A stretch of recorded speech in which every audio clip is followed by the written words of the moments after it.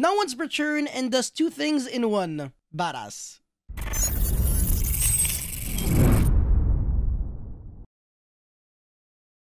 So Archfiend Glitch is a normal trap card that reads, if you control a Fiend monster, target one card on the field, destroy it, then you can send one Fiend monster from your deck to the graveyard. Simple, yet powerful effect that not only allows you to destroy any card on the field, including your own field, such as artifact cards, but also on top of that, you can, if you want to, send a Fiend monster from the deck to the grave, and it's an optional effect, as I said, so even if you have no other Fiend monsters in your deck, you can still legally activate this card, and it's pretty cool at triggering cards like Farfa or Absolute King Backjack. And the fact that this card is now once per turn means that if you draw multiple copies of this card, with of course a Fiend monster, you can pick apart boards like there is no tomorrow because it's a proactive trap card, and these are my favorite kind of cards in the entire game of Yu-Gi-Oh! The reason why proactive trap cards are so good is because if you have a bunch of them and you set them going second, and your opponent top decks a card like Harpy's Feather Duster, if you have cards like Solemn Strike, you might not be able to use them at that moment, but if you have proactive trap cards such as Archfiend Glitch and Dogmatica Punishment, you can all chain them in one shot and still pick apart your opponent's full board,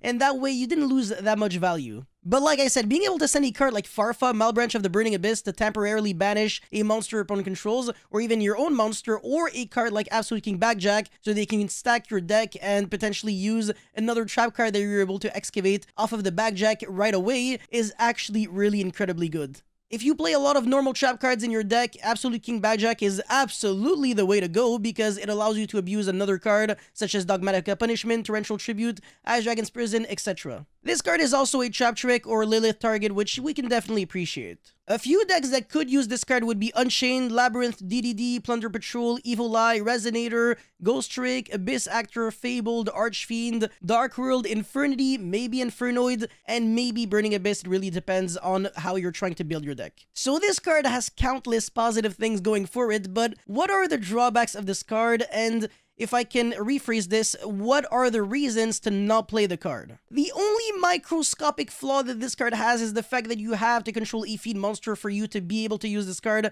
in the first place. So if you break and you're going, I don't know, first or second, and you draw a few copies of this card with no Fiend monsters, unfortunately it will be dead until you get to summon a Fiend. This also means that if you only have one Fiend monster and it's not super strong, your opponent can just bait out your Archfiend Glitch or Archfiend Glitches if you have multiple copies by going battle phase, try to attack over it. However, this can be mitigated by the fact that you can just use Archfiend Glitch to destroy the attacking monster on top of generating advantage with the Absolute King Backjack. You're not really losing in terms of value. So in other words, if you're trying to play a deck like Unchained or Labyrinth that plays a lot of Fiend monsters and trap cards, I really recommend a card like Archfiend Glitch because it really is broken with cards like Absolute King Backjack and Farfa, as I said, but it might still be very good in other decks as well, including some of them that I listed in my list previously. So that's pretty much all I had to say for this card review. Let me know your thoughts in the comment section below. As always, don't forget to like and subscribe, and I'll see you guys very soon. Peace.